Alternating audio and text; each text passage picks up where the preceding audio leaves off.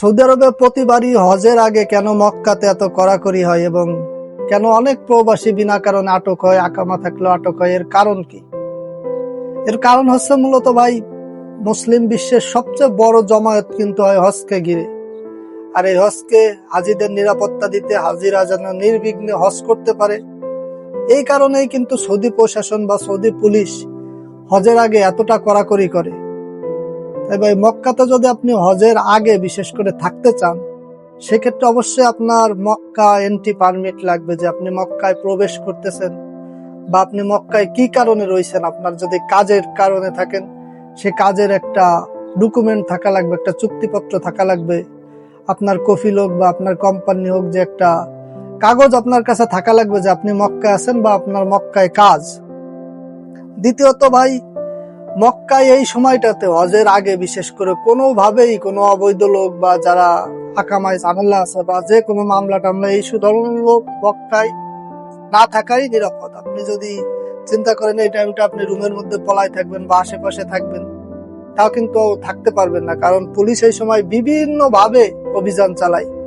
নিজেরা নিজেদের ইচ্ছা মতো চালায়, গোয়েন্দা তথ্যের মাধ্যমে চালায়, ড্রোন দিয়ে বিভিন্ন জায়গায় দেখে। তো সব মিলে প্রশাসনের যত প্রকার লিঙ্ক লবিং আছে, সব দিক দিয়ে কিন্তু এই অভিযানগুলো চালায়।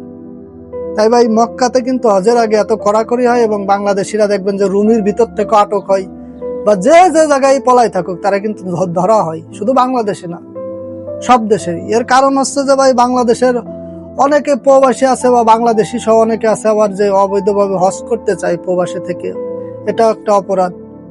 আবার অনেকে আছে এই হজকে ঘিরে বিভিন্ন প্রতারণা, দালালি বা বিভিন্ন অবৈধ ব্যবসা পরিচালনা করতে চায়, বেচা কিনা, এরকম মানে বিশৃঙ্খলা সৃষ্টি করার কারণেই কিন্তু হজের আগে বিশেষ করে যারা সৌদি প্রবাসে থাকে তাদেরকে আটক করা হয়।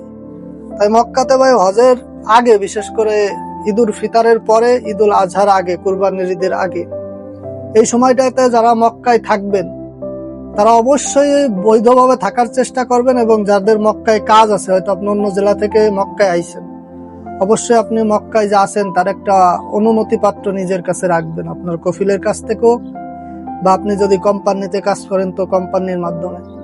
তাহলে আপনি নিরাপদে থাকতে পারবেন এবং পুলিশ কিন্তু আপনারে ধরলেও ছেড়ে দেবে। এই ব্যতীত যদি আপনার কাছে বৈধ আকামাও থাকে, আপনি যদি উল্টো পাল্টা কারণ দেখেন বা পুলিশের কাছে যদি আপনার কারণটা ঠিকঠাক মনে না হয়, আপনারা কিন্তু দেশে পাঠিয়ে দেবে। এবং যাদের আকামা নাই বা আবাযাবা অন্য কোনো সমস্যা আছে, তাদেরকে তো দেশে পাঠাবেই। তাই ভাই, মক্কাতে এই সময় থাকতে হলে অবশ্যই আপনার বৈধ আকামা থাকা জরুরি। এবং আপনি যে মক্কাতে কোন কাজের জন্য আছেন বা মক্কায় যে আপনি আছেন তার একটা অনুমতিপত্র অবশ্যই জরুরি।